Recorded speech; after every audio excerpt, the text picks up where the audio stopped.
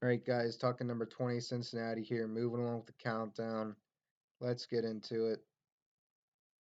Luke Fickell is entering his fourth year as head coach. He's coming off two straight 11-win seasons, and that's pretty good. He's took over the program. They went 4-8, and now they've had two straight 11-win seasons, and that's to take a program from 4 wins to two straight 11-win seasons is pretty impressive, no matter where it's at. And I think he's a rising star among the coaching ranks. He's somebody that you look at, he's been really successful, and it's not like a top program at Cincinnati, and he's taken them to like a top 20, top 25 team. And I think that eventually some Power 5 program is going to be calling his name, and I think he's going to leave. He used to be an assistant at Ohio State. Obviously, Ohio State's a very successful program. He knows how to be successful. I think that eventually Cincinnati's going to be looking for a new head coach.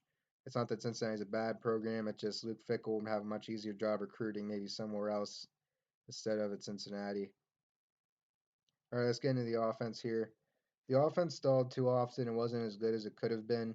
The run game has a ton of potential. Even though Michael Warren is gone, Alabama transfer Jerome Ford and veteran Jared Dokes should be good ball carriers. The line might be better than last year's as well. The passing game could be pretty good, but losing tight end Josiah DeGuara to the NFL isn't ideal. But transfers Michael Young, Blue Smith, and Garen Prater, receiver, are talented options for Desmond Ritter.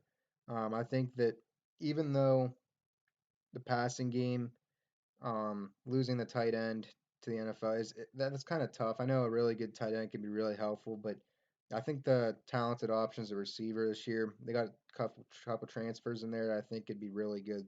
And I'm kind of looking forward to seeing what um, Desmond Ritter is going to be doing this. So I think he's a really good quarterback, as a true dual threat.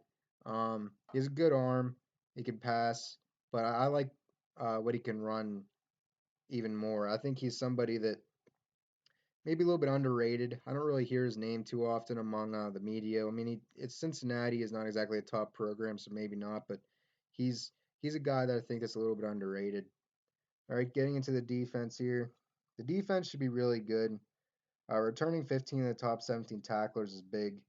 The front seven should be solid. It returns linebacker Gerald White, and the line consists of Elijah Ponder, Jabari Taylor, and Majai Sanders, all big and experienced options on the D line. The secondary is one of the best in the country at making big plays, and that shouldn't change with everyone returning. Safety Javon Hicks and corner Ahmad Gardner could be stars this year. I think on the defense, um, they were really good last year, and they return most of the players. I know they lose a couple linebackers, but Elijah Ponder on the D line, he could play either at tackle or at end. They got a big D line. A big D line is pretty important. Um, and I think that they could be really successful on defense, especially like the secondary could be outstanding. I think maybe one of the best in the country this year. We'll see. All right, getting to recruiting. 40th nationally, first in the American. I think that it's not bad. It's hard to recruit in the state of Ohio because any of the top prospects in Ohio almost certainly are going to end up in at Ohio State, and you normally get a couple good players from Ohio maybe, but not the ideal top ones. And um, I think that that's obviously going to be good to compete in the American, but nationally, 40th isn't great, but they've done pretty well so far. The class is headlined by four-star quarterback Evan Prater. He's a guy that reminds me a lot of Desmond Ritter. I think that he's a guy that has a good arm and he can run, and he just looks like Desmond Ritter on tape. And when you look at him, as you hear, he has an arm and the kind of like elusiveness in the pocket. It's just kind of weird. I think the similarities between the two. I don't know if that's probably why they recruited him. They like him to be their next quarterback, obviously. But I just think that Ritter's done really well, and I think that Prater can do really well once he gets into the system. And who knows if the coach will be there in a couple years, Luke Fickell, but we'll see.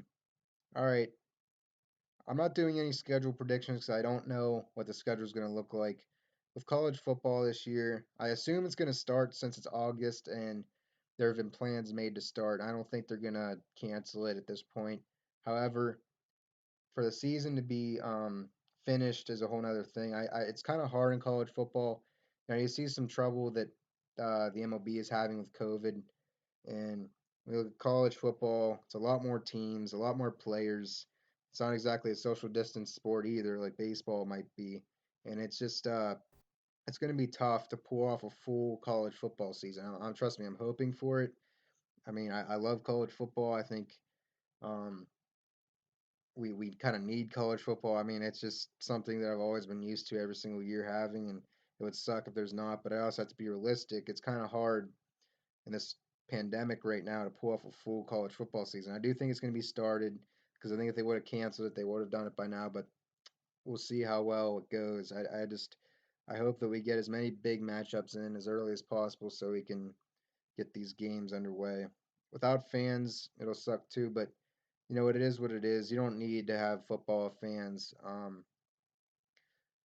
I think it'll be interesting. I mean, I'm watching the NBA and the NHL and without fans, and I think it's still pretty entertaining.